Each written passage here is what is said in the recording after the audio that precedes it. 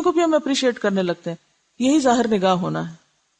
پھر دجال کی جنت اور جہنم ہوگی، یعنی جیسے وہ ٹھنڈا پانی اور جلانے والی آگ اس کے ساتھ ساتھ ہوگی. آپ صلی اللہ علیہ وسلم نے فرمایا پھر دجال نکلے گا، اس کے ساتھ ایک نہر اور ایک آگ ہوگی.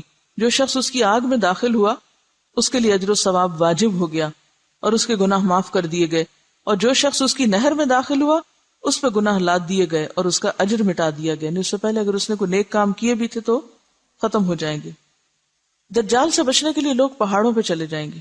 ام شریک کہنے لگی یا رسول اللہ اس دن اہل عرب کہاں ہوں گے؟ فرمایا اس دن وہ بہت کم ہوں گے. دجال کن لوگوں کا پسندیدہ لیڈر ہوگا؟ آپ صلی اللہ علیہ وسلم نے فرمایا اصبہان یعنی اصفہان کے 70,000 یہودی دجال کی پیروی کریں گے جن پر سیاہ چوغے ہوں گے، وہ اس کو اپنا سردار مان لیں گے. آپ نے فرمایا دجال ایک مشرقی علاقے سے خروج کرے گا جسے خراسان یعنی موجودہ افغانستان کا آس پاس کا علاقہ کہتے ہیں.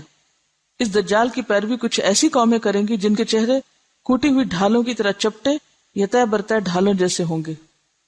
ڈھال کبھی دیکھیے، شیلڈ ہوتی ابری بھی ہوتی ہے نا، ذرا ڈیزائن بھی ہوتے ہیں بعض اوقات اس میں، تو اگر کوٹ دیا جائے اس کو تو کیا ہوتے ہیں، چپٹے اسٹریٹ ہو جائے، ڈیزائن جو ہے وہ بیٹھ جاتے ہیں.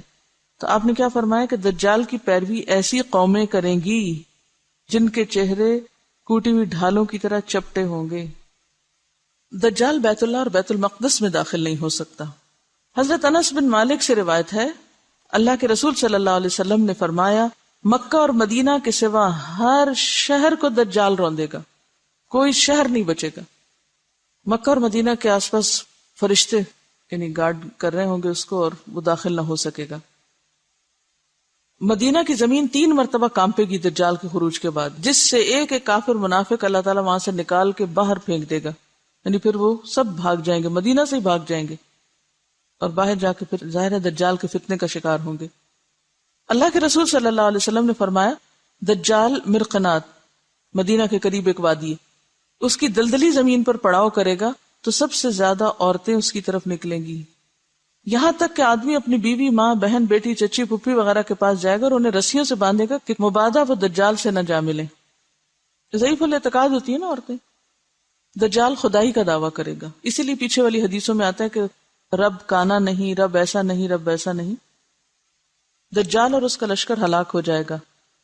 آپ صلی اللہ علیہ وسلم نے فرمایا تم مسلمان اہل عرب سے لڑو گے، اللہ تعالیٰ تمہیں فتح سے نوازیں گے. پھر تم فارس ایران سے لڑو گے، اللہ تعالیٰ تمہیں فتح عطا فرمائیں گے. پھر اہل روم سے لڑو گے، اللہ تعالیٰ تمہیں فتح عطا کریں گے. حضرت عمر کے زمانے میں مکمل ہو گیا تھا. پھر تم دجال سے لڑو گے، اللہ تعالیٰ تمہیں اس پر بھی فتح عطا فرمائیں گے. اللہ کے رسول صلی اللہ علیہ وسلم نے فرمایا معراج کی رات میری ملاقات حضرت ابراہیم، موسیٰ اور عیسیٰ علیہ السلام سے ہوئی تو قیامت کی بات چل نکلی. سب نے حضرت ابراہیم کی طرف معاملہ کر دیا تو انہوں نے کہا مجھے اس کا علم نہیں. پھر بات موسیٰ تک پہنچی، انہوں نے بلا علمی کا مظاہرہ کیا. پھر عیسیٰ علیہ السلام پہ بات پہنچی، انہوں نے کہا کہ قیامت کے وقوع کا حتمی علم اللہ کے سوا ہم میں سے کسی کو نہیں. البتہ اللہ تعالیٰ نے جو میرے ساتھ دنیا میں دوبارہ بھیجنے کا وعدہ فرمایا ہے وہ یہ ہے کہ دجال نکلے گا اور میرے پاس 2 چھڑیاں ہوں گی، تو جب وہ مجھے دیکھے گا تو اس طرح پگھلے گا جیسے سیسا پگھلتا ہے، یعنی میلٹ ہو جائے گا. اللہ تعالیٰ اسے ہلاک فرما دیں گے، یہاں تک کہ شجر و حجر پکار اٹھیں گے کہ میرے پیچھے کافر ہے، ادھر آؤ، اسے مار ڈالو. اس طرح اللہ ان سب کو ہلاک کر دیں گے. اور یہ جو دجال کو تلاش کریں گے عیسیٰ علیہ السلام اور ماریں گے تو یہ لد کے مقام پر ہوگا. فلسطین میں ایک جگہ کا نام ہے لد، آج کل وہاں ایئرپورٹ بن گیا ہے. فتنہ دجال کی لپیٹ میں آنے والے سب سے زیادہ یہودی ہوں گے، پھر اجمی، ترکی، جاہل گمار عورتیں، سب منافق کافر. یہ لوگ فتنے کا شکار زیادہ ہوں گے. دجال سے بچاؤ کے طریقے، پہلی بات یہ کہ اس کا انکار. پھر سورۃ الکہف کی ابتدائی 10 آیات ان کو حفظ کر لینا چاہیے، کوشش کریں دن کے کسی ایک نماز میں پڑھ لیں. اور فرمایا جو شخص تم میں سے دجال کا سامنا کرے وہ سورۃ الکہف کی ابتدائی آیات پڑھ لے. ایک اور جگہ فرمایا جس نے یہ 10 آیات تلاوت کی وہ دجال کے فتنے سے بچا لیا گیا. ایک اور روایت سے یہ بھی پتہ چلتا ہے کہ جس نے سورۃ الکہف کی کوئی بھی 10 آیات یاد کر لی، پہلی یا آخری یا بیچ کی، تو وہ محفوظ ہو گیا. اب سوال یہ پیدا ہوتا ہے کہ ایک روایت میں آتا ہے پہلی 10، دوسری میں آتا ہے آخری 10، پھر آتا ہے کوئی بھی 10. اس سے کیا مسئلہ پتہ چلتا ہے؟ کہ قرآن سارے کا سارا ہی ایک طرح سے کیا ہے؟ شفا ہے. یہ جو عام طور پر ہم مخصوص آیتوں کو محدود کر لیتے ہیں، یہ بس لوگوں کے اپنے اپنے تجربے ہیں، لیکن کسی دوسرے کو اس کا پابند نہیں بنایا جا سکتا. اور اگر اس کا نام لیا بھی گیا یا پہلی 10 آیتیں یا آخری، تو اس میں اصل میں دیکھنا یہ چاہیے کہ مطلب کیا ان آیتوں کا، کس کانٹیکس میں بات ہو رہی ہے. دولت فتنہ ہے، حکومت فتنہ ہے، علم فتنہ ہے، تو مختلف فتنوں سے بچنے کی بات ہے. سورت کا کہیں سے بھی 10 آیتیں اٹھائیں گے تو فتنے سے بچنے کی تعلیم مل جائے گی آپ کو، اسپیشلی پہلی 10 جو ہے. تو اگر دجال کے فتنے سے بچنے کے لیے آپ صلی اللہ علیہ وسلم نے اس کو عام کر دیا کہ کوئی بھی 10 آیتیں لے لو، تو پھر کہاں سے جواز ملتا ہے کہ کوئی ایک ہی آیت لے کے اسی کے اندر یہ سمجھو کہ اسی سے ہی مسئلہ حل ہونا ہے اور اسی کو ہی بار بار پڑھو. دیکھیے کہ کیا ایسا نہیں ہوتا کہ آپ کے ذہن میں کوئی سوال ہوتا ہے، کوئی پریشانی ہوتی ہے، آپ قرآن کہیں سے بھی کھولتے ہیں، تھوڑی دیر پڑھتے ہیں تو آپ کو وہیں سے جواب آنا شروع ہو جاتا ہے. یہ نہیں ہوتا کہ اسی خاص جگہ سے کہیں سے بھی آپ کو، قرآن پورے کا پورا شفا ہے. ٹھیک ہے، وَنُنَزِّلُ مِنَ الْقُرْآنِ مَا هُوَ شِفَاءٌ وَرَحْمَةٌ، اور سورۃ الفاتحہ کو خاص طور پر شفا کا. اگر معوذتین وہ صورتیں ہیں کہ جو آپ صلی اللہ علیہ وسلم اپنی بیماری کے موقع پر خود پہ پڑھ کے تو ہاتھ پھیرا کرتے تھے. ایک روایت میں آتا ہے دجال کہے گا میں تمہارا رب ہوں، اور جس نے کہا تو ہمارا رب نہیں، ہمارا رب تو اللہ ہے اور اسی پہ ہم توکل اور بھروسہ کرتے ہیں اور تیرے شر سے اللہ کی پناہ مانگتے ہیں، اس شخص پر دجال کا زور یا اس کا فتنہ اثر نہیں کرے گا. تو اصل ضرورت کس بات کی ہے پھر؟ کیا کرنے کی؟ ایمان درست کرنے کی. اور سچے اور مخلص مسلمان کو دجال کوئی نقصان نہ دے سکے گا. اللہ کے رسول صلی اللہ علیہ وسلم نے فرمایا جس شخص نے دجال کی ربوبیت سے انکار کیا، اس سے کہا کہ تو جھوٹا ہے، میرا رب تو اللہ ہے جس پر میں توکل کرتا ہوں، تو دجال اسے کچھ نقصان نہ دے سکے گا. نبی صلی اللہ علیہ وسلم اپنی نماز میں دجال کے فتنے سے پناہ مانگا کرتے تھے. اللہم انی اعوذ بک من عذاب القبر واعوذ بک من فتنۃ المسیح الدجال. پھر اسی طرح ایک اور جگہ پر آتا ہے، حضرت ابو ہریرہ فرماتے ہیں کہ اللہ کے رسول صلی اللہ علیہ وسلم نے فرمایا جب تم آخری تشہد پڑھ کر فارغ ہو جاؤ تو 4 چیزوں سے اللہ کی پناہ مانگو: قبر کے عذاب سے، جہنم کے عذاب سے، زندگی موت کے فتنوں سے، اور مسیح دجال کے شر سے. تو اصل چیز کیا ہے پھر کرنے کی؟ 3 کام پتہ چل رہے ہیں. کون کون سے؟ سب سے پہلے تھی کہ اس کا انکار کرنا. انکار کون کرے گا؟ جو پہچانتا ہوگا. پھر سورۃ الکہف کی ابتدائی 10 آیات اور مسیح دجال کے شر سے اللہ کی پناہ مانگو. یہ مختصر سی نشانیاں آپ کو بتا دی گئی ہیں. ہر پیغمبر نے اپنی قوم کو دجال کے فتنے سے خبردار کیا، آپ صلی اللہ علیہ وسلم نے بھی کیا، اور آپ نے ساری تعلیمات ہمارے لیے چھوڑی. ضرورت اس بات کی کہ ہم ان کو ضرور ایک دفعہ پڑھ لیں اور اپنے بچوں کو بھی اس کی تعلیم دے دیں. اصل میں عام لوگوں کی ہماری مشکل یہ ہے کہ وہ خود تو کچھ پڑھتے نہیں، نہ مائنڈ کریٹیکل ہے، جو کچھ کہہ دے بس آنکھیں بند کر کے اس کو مان لیتے ہیں. دین دنیا دونوں میں ہم اس لیے پیچھے کہ ہم نے اپنی آنکھ نہیں کھولی ابھی تک، خود سے دیکھنا نہیں شروع کیا. اسپون فیڈنگ ہو رہی، جو کھلا دے کھا لیا، خود تو کتاب کہاں پڑھیں گے، جو بتا دے سن لیا. دیکھیے ایک بات ہمیشہ یاد رکھیں، نہ ہمارے ماں باپ نے ہمارے کام آنا ہے، نہ ہماری اولاد نے ہمیں بچانا ہے، نہ ہمارے دوستوں نے ہمارے آگے کھڑے ہونا ہے، اور نہ ہی کسی اسکالر اور نہ ہی کسی استاد اور نہ ہی کسی بزرگ نے آپ کا دامن تھامنا ہے. اکیلے اپنا حساب دینا ہوگا، کام کسی نے بھی نہیں آنا. اس لیے جب انسان کو پتہ چلے نا میں اکیلا ہوں، تو اس وقت اس کا پھر طرز عمل کیا ہوتا ہے؟ اس کے سارے سینسز جاگ اٹھتے ہیں، پوری طرح جاگ اٹھتا ہے. اور جب پتا ہونا یہ بھی ساتھ ہے ہوئی جو بھی، تو دوسروں پہ ڈیپینڈ کرتا ہے. سہولت پسند ہے نا. دوبارہ سنیے قرآن اور پھر مزید بات کرتے ہیں. ان آیات کا مرکزی نقطہ، فتنہ دجال سے حفاظت کیسے، یا فتنہ دجال سے بچنے کا نسخہ، فتنہ دجال سے بچنے کے طریقے.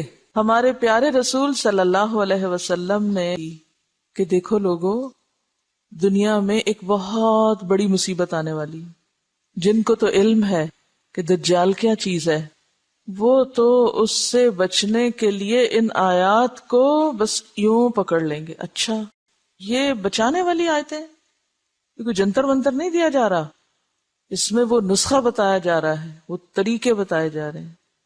یہ کر لو گے تو دجال سے بچ جاؤ گے.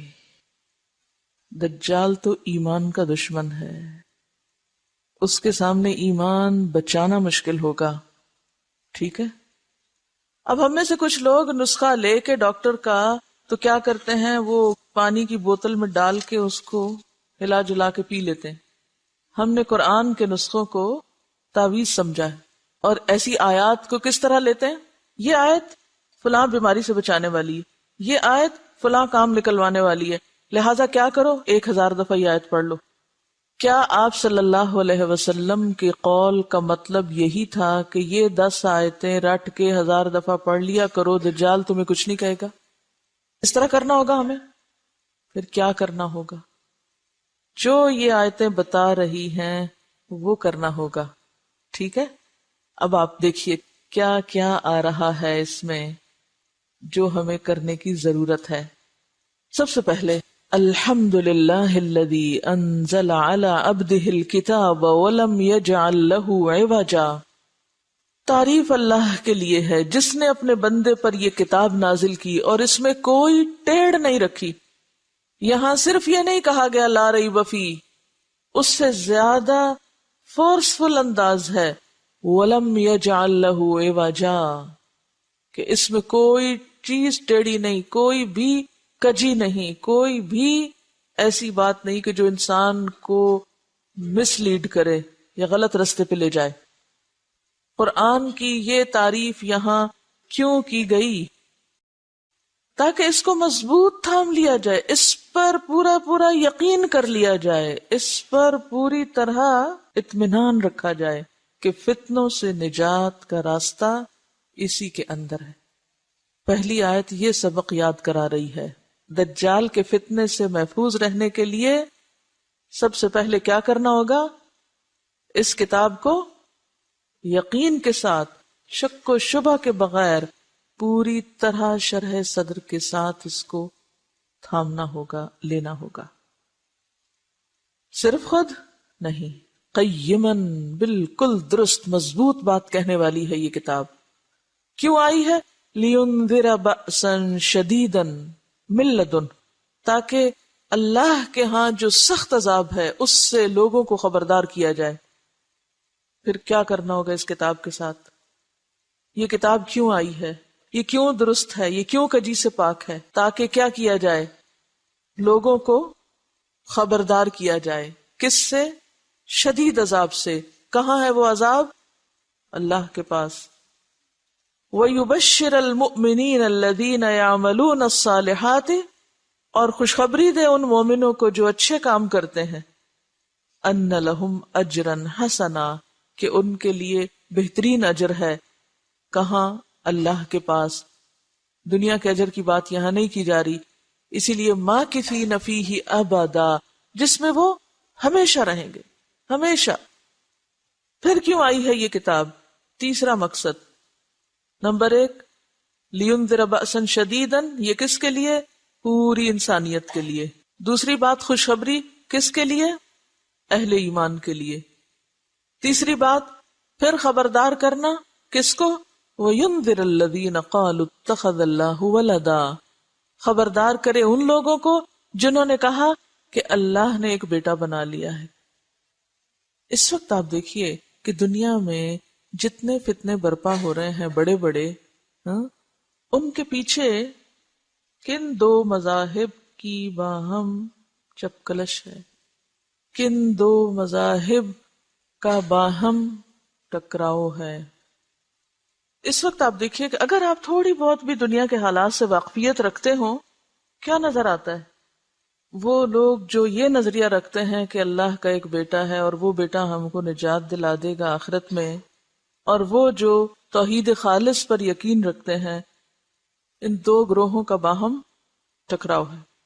یہ جو بظاہر چیزیں نظر آتی ہیں، یا بظاہر دو ملکوں اور دو علاقوں اور دو طرح کے لوگوں کی باہم ایک ٹکراؤ ہے، یہ صرف دو گروہ نہیں ہیں، یہ دو نظریے ہیں، یہ دو نظریے ہیں۔ صلیبی جنگوں کا لفظ آپ نے سنا ہوگا، اور بار بار یہ بات اٹھتی بیٹھتی ہے کہ موجودہ جنگیں جو ہیں یہ اسی کی کنٹینویشن ہے۔ تو جو انسانیت اپنے آخری دور میں بڑھ رہی ہے، تو ٹکراؤ ان دو کے درمیان ہی نظر آتا ہے بیسیکلی۔ اس ٹکراؤ کو ختم کرنے کے لیے کیا نسخہ دیا جا رہا ہے؟ اٹھ کے لڑو، خبردار کرو، میسج کنوے کرو۔ آپ دیکھیے، سب سے پہلے پوری انسانیت کے لیے پیغام ہے اس قرآن میں۔ نمبر 2، ماننے والوں کے لیے خوشخبری ہے۔ نمبر 3، ينذر الذين قالوا اتخذ الله ولدا، خاص طور پر کہاں فوکس کرنے کی ضرورت ہے، کس سیکٹر میں غلط فہمی دور کرنے کی ضرورت ہے، کن کو انذار کرنے کی ضرورت ہے؟ جو یہ سمجھتے ہیں کہ اللہ نے بیٹا بنا رکھا ہے، نعوذ باللہ، ما لہم بہ من علم، ان کی یہ بات کسی دلیل پر مبنی نہیں، انہیں اس بات کا علم نہیں ہے، تو جس کے پاس علم نہ ہو اس کا علاج کیا ہے؟ کو بتایا جائے دلائل کے ساتھ. اور ان میں جو انصاف پسند لوگ ہیں ان کے سامنے جب علم آتا ہے تو وہ کیا کر رہے ہیں؟ مان بھی رہے ہیں، قبول بھی کر رہے ہیں. وَلَا لِآبَائِهِمْ، وہ اندھا دھند آبا و اجداد کی پیروی میں یہ عقیدہ رکھے ہوئے ہیں، حالانکہ ان کے آبا و اجداد کے پاس بھی علم نہیں تھا. بہت سے لوگ آبا و اجداد کی تقلید کیوں کرتے ہیں، ان کی پیروی کیوں کرتے ہیں؟ کیا سوچ کے؟ وہ بڑے تھے، بزرگ تھے. تو کسی کا بڑا ہونا اس کی پیروی کرنے کے لیے کافی نہیں، جب تک کہ اس کے پاس کیا نہ ہو، علم نہ ہو. کیا یہ اہل کتاب نہیں تھے پھر بھی علم نہیں تھا؟ یہ تو اہل کتاب تھے، پھر کیوں علم نہیں تھا؟ اللہ تعالیٰ فرماتے ہیں ان کے پاس علم نہیں، اس لیے یہ نظریہ رکھے ہوئے ہیں. ما لہم بہ من علم ولا لآبائہم. دوسری طرف قرآن ان کو اہل کتاب کہتا ہے نا، پیپل آف دا بک، کتاب والے ہیں، کتاب بھی ہے، پڑھے لکھے بھی ہیں، پھر بھی علم نہیں. وہ کیوں؟ بنیادی طور پر جو بگاڑ ان کے اندر آیا ہے وہ ان کی ناسمجھی کی وجہ سے آیا ہے. بعض اوقات لوگوں کے پاس علم ہوتا ہے لیکن پھر بھی وہ ناسمجھ ہوتے ہیں نا. اچھا یہ کیا چیز ہوتی ہے؟ یہ کیا چیز ہوتی ہے کہ دلائل ہوتے بھی ہیں، علم ہوتا بھی ہے، پھر بھی لا علم ہوتے ہیں، پڑھ کے بھی ان پڑھ ہوتے ہیں، سمجھ کر بھی نہ سمجھ ہوتے ہیں، جان کر بھی انجان ہوتے ہیں. ہاں؟ اصل میں ہوتا پتہ کیا ہے؟ انسان جس گھر میں پیدا ہو جاتا ہے نا، ہم سب کا یہی حال ہے، جہاں ہم پیدا ہو گئے، جس ماحول میں آنکھ کھولی، جس طرح اور لوگ سوچتے ہیں، جیسے اور لوگ چیزوں کو دیکھتے ہیں، ہم بھی کیا کرتے ہیں، چیزوں کو اسی نظر سے دیکھنے لگتے. عموماً خاندانوں میں جو عداوتیں، نفرتیں، دشمنیاں وغیرہ ہوتی ہیں تو اس کی کیا وجہ ہوتی ہے؟ ماں باپ دل میں ڈال دیتے ہیں یہ تمہاری پھوپھی نہیں اچھی، وہ تمہاری خالہ نہیں اچھی، وہ فلانا ایسا. بچے سوچتے ہیں؟ نہیں سوچتے. وہ کس کو لے لیتے؟ وہ اسی کو لے لیتے. اچھا جب بڑے ہوتے ہیں اب لاکھ سمجھاؤ وہ اچھی ہیں، وہ کیا کریں گے؟ نہیں وہ نہیں اچھی، میری اماں نے بتایا تھا وہ نہیں اچھی. اور پھر ان کے اوپر ایسا خول چڑھ جاتا ہے کہ جس کی وجہ سے وہ تعصب کا شکار ہو جاتے ہیں. تو جس شخص کے اندر تعصب ہوتا ہے وہی ایسا شخص ہوتا ہے جو پڑھ کے بھی نہ پڑھے، جو جاننے کے باوجود بھی نہ جانے. آپ صلی اللہ علیہ وسلم کا انکار اور آپ کی تعلیمات کا انکار کیا اس بنا پر تھا کہ ان کو پتہ نہیں تھا؟ قرآن کہتا ہے یعرفونہ کما یعرفون ابناءہم، پہچان ہے لیکن تعصب ہے. تو اللہ تعالیٰ کیا فرما رہے ہیں کہ ان کے علماء تو تعصب کا شکار ہے، اور عوام بیچارے ومنہم امیون لا یعلمون الکتاب، ان کے پاس واقعی علم نہیں. تو میجورٹی بغیر علم کے صرف آباء و اجداد کی، بڑوں کی، علماء کی، اکابر کی تقلید میں اندھی چلی جاتی ہے. یہ ہر جگہ ہوتا ہے، یہ صرف وہاں نہیں، ہمارے ہاں بھی یہی کچھ ہے. وہ کہتے ہیں ہمارے ماں باپ کو سمجھ نہیں تھی، ہمارے بزرگوں کو سمجھ نہیں تھی، ہمارے علماء کو سمجھ نہیں تھی. ان باتوں کا سہارا لے کر عموماً انسان حق سے ہٹ جاتا ہے، صحیح رستہ چھوڑ دیتا ہے. بہرحال اللہ تعالیٰ فرما رہے ہیں ما لہم بہ من علم ولا لآبائہم، یہ اور ان کے آباء و اجداد علم پر مبنی بات نہیں کر رہے، محض خواہشات پر مبنی، تعصبات پر مبنی بات کیے چلے جا رہے ہیں. اور ان تعصبات کو کیا چیز توڑ سکتی ہے؟ آخرت کا خوف. اسی لیے قرآن کس لیے آیا ہے کہ وہ کیا کرے؟ لِيُنذِرَ بَأْسًا شَدِيدًا. صرف آخرت کا خوف ایسی چیز ہے جو انسان کے تعصب کو توڑ پھوڑ کے رکھ دیتا ہے. صرف آخرت کا عذاب اور آخرت کا حساب اور انجام ایسی چیز ہے جو انسانوں کو خواہشات سے باہر نکالتا ہے، غفلت سے باہر نکالتا ہے. کبرت کلمۃ تخرج من افواہہم، آنکھیں بند کر کے جو بول بولے چلے جا رہے ہیں یہ کوئی معمولی بات نہیں، بہت بڑی بات ہے. ان یقولون الا کذبا، یہ محض جھوٹ بول رہے ہیں. علاج کیا ہے؟ وہ تو جھوٹ بول رہے ہیں، وہ تو جان کے بھی انجان ہیں، وہ تو تعصبات کا شکار ہیں، وہ تو ضد برائے ضد میں مبتلا ہیں. کرنا کیا ہے؟ حل کیا ہے؟ اب حل بتایا جا رہا ہے. فَلَعَلَّكَ بَاخِعٌ نَفْسَكَ عَلَىٰ آثَارِهِمْ إِن لَّمْ يُؤْمِنُوا بِهَٰذَا الْحَدِيثِ أَسَفًا۔ اس درجے پہ آ کے پیغام پہنچانا، یہ ہے کرنے کا کام، یہ ہے دجال کے فتنوں سے بچنے کا نسخہ، یہ ہے حل۔ فَلَعَلَّكَ بَاخِعٌ نَفْسَكَ عَلَىٰ آثَارِهِمْ، جب تک پیغام پہنچانے والے کے اندر اتنی شدید تڑپ اور اتنی خیرخواہی اور اس درجے کی تکلیف نہیں اٹھتی کہ لوگ عذاب کا شکار ہو جائیں گے، لوگ بھٹک رہے ہیں، لوگ مصیبت میں پڑ رہے ہیں، مجھے اپنی ذمہ داری ادا کرنی ہے، جب تک یہ درد نہیں آئے گا لوگوں کے لیے، اس قرآن کی تعلیم عام نہیں ہو سکتی۔ یہ کتاب دنیا کے ہر بندے کے ہاتھ تک نہیں پہنچ سکتی، ان کے کانوں تک نہیں پہنچ سکتی۔ اللہ کے رسول صلی اللہ علیہ وسلم نے اس درجے پہ آ کے کام کیا تھا جب دین پھیلا تھا۔ آج ہم میں سے کوئی ایک نہیں جو اتنی درد رکھتا ہو کہ لگتا ہے آپ اپنے آپ کو ہلاک کر ڈالیں گے، ختم کر دیں گے۔ فتنوں سے نکلنے کا راستہ کیا ہے؟ کیا ہے؟ اس کتاب کے ذریعے پیغام عام کرنا، اس کتاب کو عام کرنا، اس کتاب کے ذریعے خبردار کرنا۔ اور کس چیز سے خبردار کرنا؟ یہ کہو کہ آپ کی صحت خراب ہو جائے گی، آپ دماغی مریض بن جائیں گے اگر آپ نے قرآن نہیں پڑھا، بس یہ مقاصد ہیں؟ نہیں، دنیا نہیں ہے مقصد، آخرت کا عذاب۔ قرآن صاف کہتا ہے کہ یہ کتاب اس چیز سے خبردار کرنے کے لیے آئی ہے۔ جو لوگ اندھیرے میں ہیں، آنکھیں بند کیے ہوئے ہیں، غفلت میں دوڑے چلے جا رہے ہیں اور آگے کھڈا اور گرنے لگے ہیں، ذرا تھوڑی دیر کے لیے سوچئے، اگر آپ کے سامنے کسی برج پر کوئی شخص تیز گاڑی لے جا رہا ہے اور آپ کو پتہ ہے آگے برج ٹوٹا ہوا ہے، تو آپ کے دل کی کیفیت کیا ہوگی؟ آرام سے بیٹھے رہیں گے، اپنی گاڑی چلاتے رہیں گے، ٹھیک ہے وہ گر جائے مر جائے، میرا کیا، مجھے تو پتا ہے ٹوٹا ہوا ہے، میں تو بچ جاؤں۔ ایسا کر سکتے ہیں ہم؟ اگر آپ کے سامنے وہ کوئی اوپر سے گر رہا ہو چھت سے، آپ کہیں پاگل ہے گرنے دو، میں تو اپنا پڑھ رہا ہوں کتاب، میرے آج کے نفل رہتے ہیں ابھی، اور میرا ابھی آج کا وظیفہ ہی نہیں پورا ہوا، اچھا گرنے دو، میں کیا کروں؟ ہم یہ طریقہ اختیار کیے ہوئے انسانیت کے ساتھ، ہم کہتے ہیں جہنم میں جاتے ہیں، جائیں جہنم میں پڑھ رہا ہوں، میں اپنا ذکر کر رہا ہوں۔ آج امت مسلمہ نے اس چیز کو دین بنا رکھا ہے، اپنے حجروں میں، اپنی مسجدوں میں، اپنے مدرسوں میں، اپنے علاقوں میں، اپنے گھروں میں، اپنے شہروں میں امن چین سے بیٹھے ہوئے ہیں۔ انسانیت اس رستے پہ دوڑ رہی ہے جس کا پل ٹوٹا ہوا اور وہ نیچے گرنے والی ہے، اور ہم میں کوئی تڑپ نہیں۔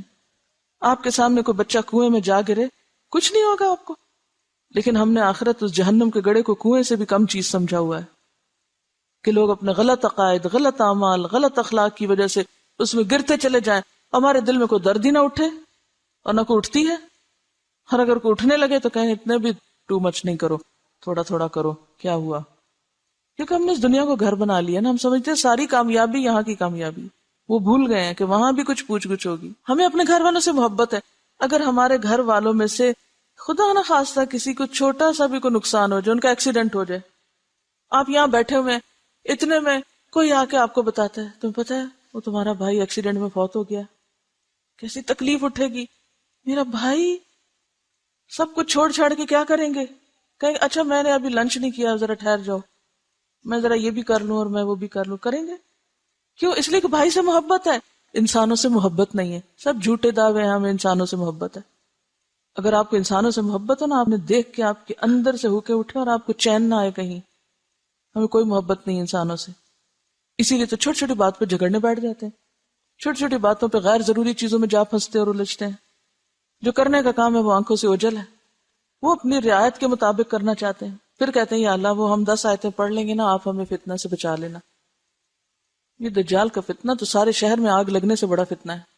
وآخر دعوانا ان الحمد للہ رب العالمین، سبحانک اللہم وبحمدک، نشہد ان لا الہ الا انت، نستغفرک ونتوب الیک۔ پہچاننے کی نظر کب مفقود ہو جاتی ہے انسانوں سے؟ کب آپ حقائق کو نہیں پہچان پاتے؟ کب سمجھ میں نہیں آتا؟ جب کوئی تعصبات کے، خواہشات کے پردے آپ کے آگے آئے ہوتے ہیں۔ تو فتنہ دجال میں ایک فتنہ تو یہی ہے نا کہ اس کے پاس اتنا کچھ ہوگا کہ لوگ اس سے اتنے مروب ہو جائیں گے۔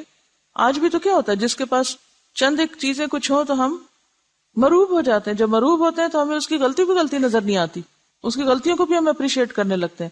یہی ظاہر نگاہ ہونا ہے۔ پھر دجال کی جنت اور جہنم ہوگی، یعنی جیسے وہ ٹھنڈا پانی اور جلانے والی آگ اس کے ساتھ ساتھ ہوگی. آپ صلی اللہ علیہ وسلم نے فرمایا پھر دجال نکلے گا، اس کے ساتھ ایک نہر اور ایک آگ ہوگی، جو شخص اس کی آگ میں داخل ہوا اس کے لیے اجر و ثواب واجب ہو گیا اور اس کے گناہ معاف کر دیے گئے، اور جو شخص اس کی نہر میں داخل ہوا اس پہ گناہ لاد دیے گئے اور اس کا اجر مٹا دیا گیا. اس سے پہلے اگر اس نے کوئی نیک کام کیے بھی تھے تو ختم ہو جائیں گے. دجال سے بچنے کے لیے لوگ پہاڑوں پہ چلے جائیں گے. ام شریک کہنے لگی یا رسول اللہ اس دن اہل عرب کہاں ہوں گے؟ فرمایا اس دن وہ بہت کم ہوں گے. دجال کن لوگوں کا پسندیدہ لیڈر ہوگا؟ آپ صلی اللہ علیہ وسلم نے فرمایا اصفہان یعنی اصفہان کے 70,000 یہودی دجال کی پیروی کریں گے جن پر سیاہ چوغے ہوں گے، وہ اس کو اپنا سردار مان لیں گے. آپ نے فرمایا دجال ایک مشرقی علاقے سے خروج کرے گا جسے خراسان یعنی موجودہ افغانستان کا آس پاس کا علاقہ کہتے ہیں. اس دجال کی پیروی کچھ ایسی قومیں کریں گی جن کے چہرے کوٹی ہوئی ڈھالوں کی طرح چپٹے یا طے برطے ڈھالوں جیسے ہوں گے. ڈھال کبھی دیکھیے شیلڈ جو ہوتی ابری بھی ہوتی ہے نا، ذرا ڈیزائن بھی ہوتے ہیں بعض اوقات اس میں، تو اگر کوٹ دیا جائے اس کو تو کیا ہوتا ہے چپٹے اسٹریٹ ہو جائے، ڈیزائن جو ہے وہ بیٹھ جاتے ہیں.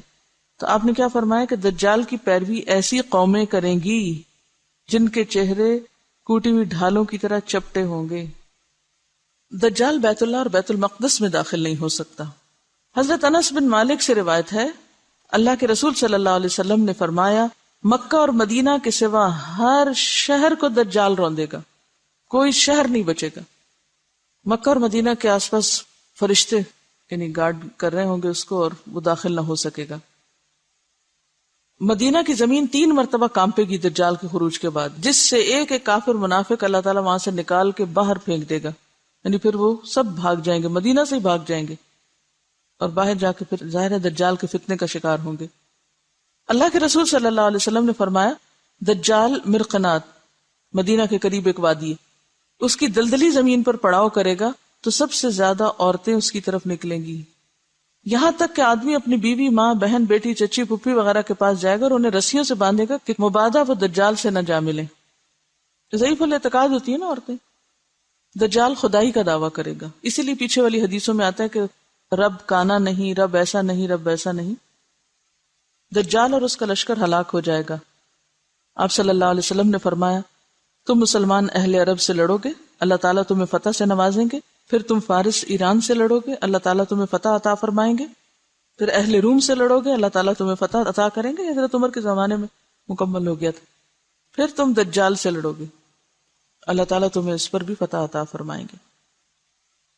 اللہ کے رسول صلی اللہ علیہ وسلم نے فرمایا معراج کی رات میری ملاقات حضرت ابراہیم، موسیٰ اور عیسیٰ علیہ السلام سے ہوئی تو قیامت کی بات چل نکلی. سب نے حضرت ابراہیم کی طرف معاملہ کر دیا تو انہوں نے کہا مجھے اس کا علم نہیں. پھر بات موسیٰ تک پہنچی، انہوں نے بلا علمی کا مظاہرہ کیا. پھر عیسیٰ علیہ السلام پہ بات پہنچی، انہوں نے کہا کہ قیامت کے وقوع کا حتمی علم اللہ کے سوا ہم میں سے کسی کو نہیں. البتہ اللہ تعالیٰ نے جو میرے ساتھ دنیا میں دوبارہ بھیجنے کا وعدہ فرمایا ہے وہ یہ ہے کہ دجال نکلے گا اور میرے پاس 2 چھڑیاں ہوں گی، تو جب وہ مجھے دیکھے گا تو اس طرح پگھلے گا جیسے سیسا پگھلتا ہے، یعنی میلٹ ہو جائے گا. اللہ تعالیٰ اسے ہلاک فرما دیں گے، یہاں تک کہ شجر و حجر پکار اٹھیں گے کہ میرے پیچھے کافر ہے، ادھر آؤ، اسے مار ڈالو. اس طرح اللہ ان سب کو ہلاک کر دیں گے. اور یہ جو دجال کو تلاش کریں گے عیسیٰ علیہ السلام اور ماریں گے تو یہ لد کے مقام پر ہوگا. فلسطین میں ایک جگہ کا نام ہے لد، آج کل وہاں ایئرپورٹ بن گیا ہے. فتنہ دجال کی لپیٹ میں آنے والے سب سے زیادہ یہودی ہوں گے، پھر اجمی، ترکی، جاہل گمار عورتیں، سب منافق کافر. یہ لوگ فتنے کا شکار زیادہ ہوں گے. دجال سے بچاؤ کے طریقے، پہلی بات یہ کہ اس کا انکار. پھر سورۃ الکہف کی ابتدائی 10 آیات ان کو حفظ کر لینا چاہیے، کوشش کریں دن کے کسی ایک نماز میں پڑھ لیں. اور فرمایا جو شخص تم میں سے دجال کا سامنا کرے وہ سورۃ الکہف کی ابتدائی آیات پڑھ لے. ایک اور جگہ فرمایا جس نے یہ 10 آیات تلاوت کی وہ دجال کے فتنے سے بچا لیا گیا.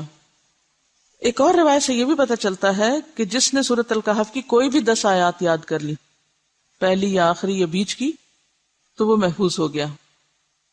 اب سوال یہ پیدا ہوتا ہے کہ ایک روایت میں آتا ہے پہلی 10، دوسری میں آتا ہے آخری 10، پھر آتا ہے کوئی بھی 10. اس سے کیا مسئلہ پتہ چلتا ہے؟ کہ قرآن سارے کا سارا ہی ایک طرح سے کیا ہے؟ شفا ہے. یہ جو عام طور پر ہم مخصوص آیتوں کو محدود کر لیتے ہیں یہ بس لوگوں کے اپنے اپنے تجربے ہیں، لیکن کسی دوسرے کو اس کا پابند نہیں بنایا جا سکتا. اور اگر اس کا نام لیا بھی گیا یا پہلی 10 آیتیں یا آخری، تو اس میں اصل میں دیکھنا یہ چاہیے کہ مطلب کیا ان آیتوں کا، کس کانٹیکس میں بات ہو رہی ہے. دولت فتنہ ہے، حکومت فتنہ ہے، علم فتنہ ہے، تو مختلف فتنوں سے بچنے کی بات ہے سورت کا. کہیں سے بھی 10 آیتیں اٹھائیں گے تو فتنے سے بچنے کی تعلیم مل جائے گی آپ کو، اسپیشلی پہلی 10 جو ہے. تو اگر دجال کے فتنے سے بچنے کے لیے آپ صلی اللہ علیہ وسلم نے اس کو عام کر دیا کہ کوئی بھی 10 آیتیں لے لو، تو پھر کہاں سے جواز ملتا ہے کہ کوئی ایک ہی آیت لے کے اسی کے اندر یہ سمجھو کہ اسی سے ہی مسئلہ حل ہونا ہے اور اسی کو ہی بار بار پڑھو. دیکھیے کہ کیا ایسا نہیں ہوتا کہ آپ